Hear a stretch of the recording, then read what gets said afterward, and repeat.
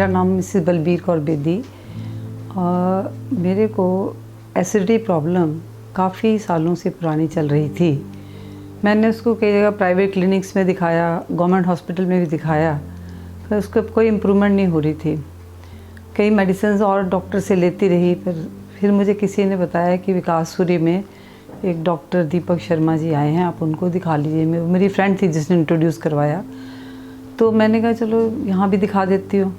फिर दीपक शर्मा जी से मैंने बात की, इनसे 1 घंटा इन्होंने मेरे से बातें सब पूछी कि क्या प्रॉब्लम है, कैसे है, क्या क्या खा रहे हो आप, कैसे खाते हो, सब मैंने बताया।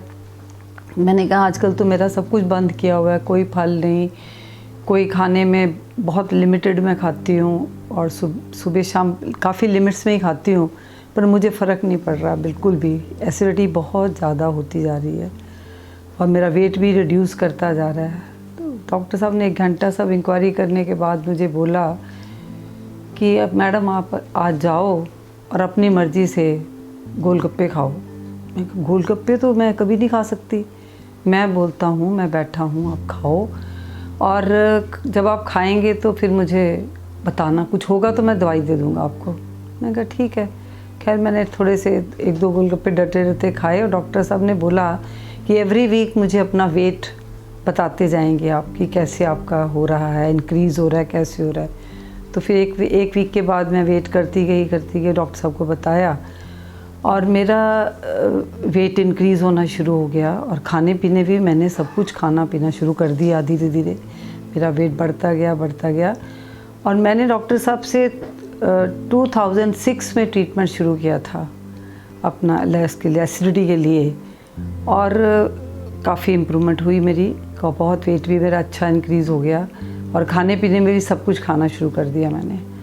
तो मैं डॉक्टर साहब की बहुत ही थैंकफुल हूँ कि इन्होंने मेरी इतनी क्रोनिक डिज़ीज़ की, मैं रात को 2-2 बजे तक जाग कर बैठती रहती, जब तक एसिडिटी ख़त्म नहीं होती थी मुझे नींद नहीं आती थी, बैठी रहती थी। और फिर जब से डॉक्टर साहब से दवाई ली है और मैं काफ़ी मेरे में इम्प्रूवमेंट हुई। और सेकेंडली मेरा 2017 में मेरा हार्ट का मेजर सर्जरी हुई है। उसके बाद वहाँ पर उन्होंने मुझे इकोस्प्रिन गोली खाने के लिए देते हैं डॉक्टर्स, खाती रही। उसके साथ मुझे इतनी ज़्यादा एसिडिटी दोबारा से हो गई कि मैं तो परेशान हो गई। मैंने कहा ये अब क्या नई प्रॉब्लम शुरू हो गई। फिर मैंने डॉक्टर जिसने सर्जरी की उनसे डिस्कस किया, तो उन्होंने बोला कि इकोस्प्रिन थोड़े दिन के लिए बंद कर दीजिए आप।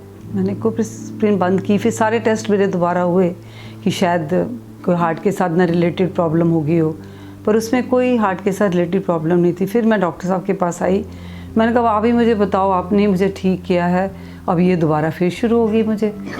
फिर डॉक्टर साहब ने बोला कि कोई घबराने की बात नहीं है, आप ये दवाई खाओ, धीरे धीरे ठीक हो जाओगे। फिर मैंने दवाई लेनी शुरू की। अब तो मेरे को एसिडिटी प्रॉब्लम भी काफ़ी ठीक ही है, कभी कभार हो जाती है, पर वैसे बिल्कुल मैं नॉर्मल हूँ।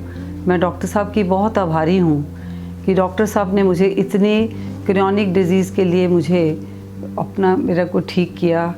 और डॉक्टर साहब के साथ मैं 2006 से आज तक जुड़ी हुई हूँ।